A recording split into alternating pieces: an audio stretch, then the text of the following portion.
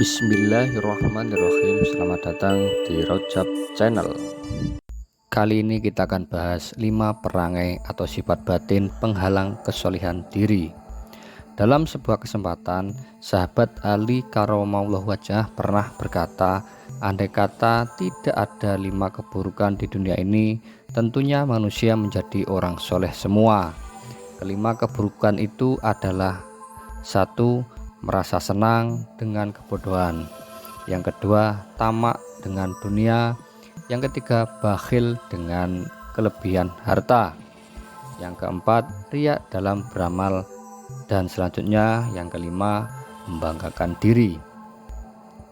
Demikian keterangan Sayyidina Ali tentang 5 hal yang merusak susunan masyarakat muslim sehingga terjebaklah mereka dalam kenistaan, dan perincian perangai buruk tersebut sebagai berikut.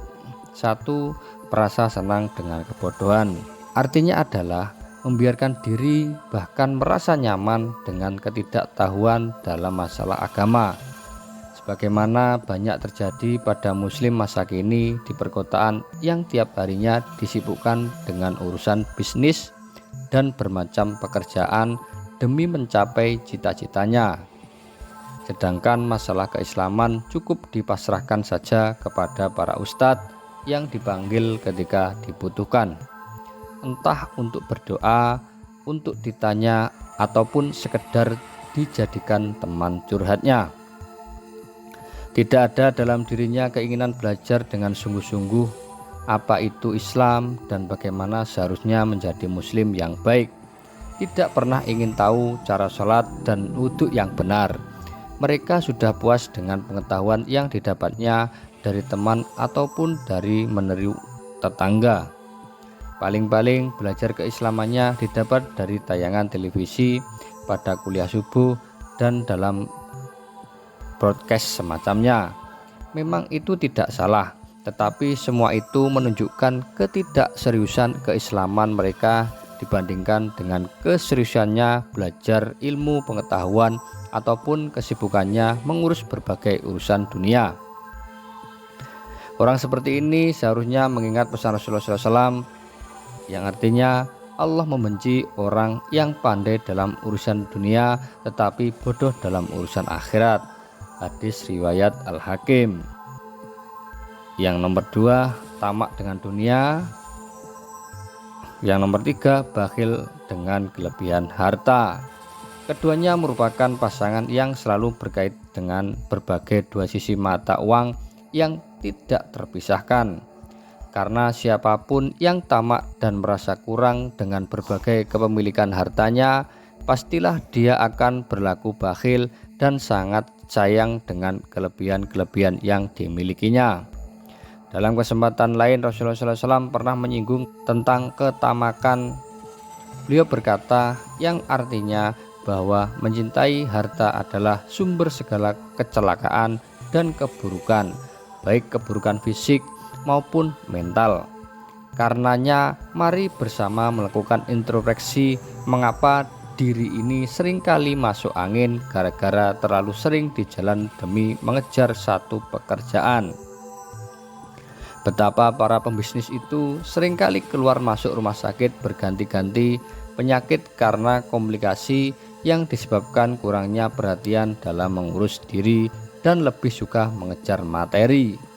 Meskipun ini bukanlah hukum universal yang dapat diterapkan pada semua orang, tetapi minimal menjadi pelajaran bagi kita yang mengerti betapa kecintaan dan ketamakan dunia selalu membawa petaka, belum lagi petaka mental yang merusak negeri ini.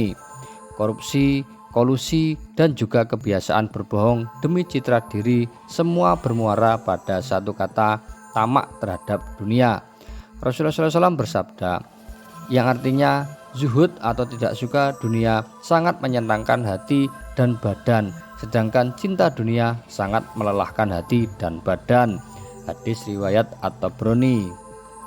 Demikianlah bahwa kebakhilan ataupun kepelitan merupakan dampak sistemik yang tidak terhindarkan dari ketamakan dunia, dan kebakhilan pasti akan menjauhkan seseorang dari Allah.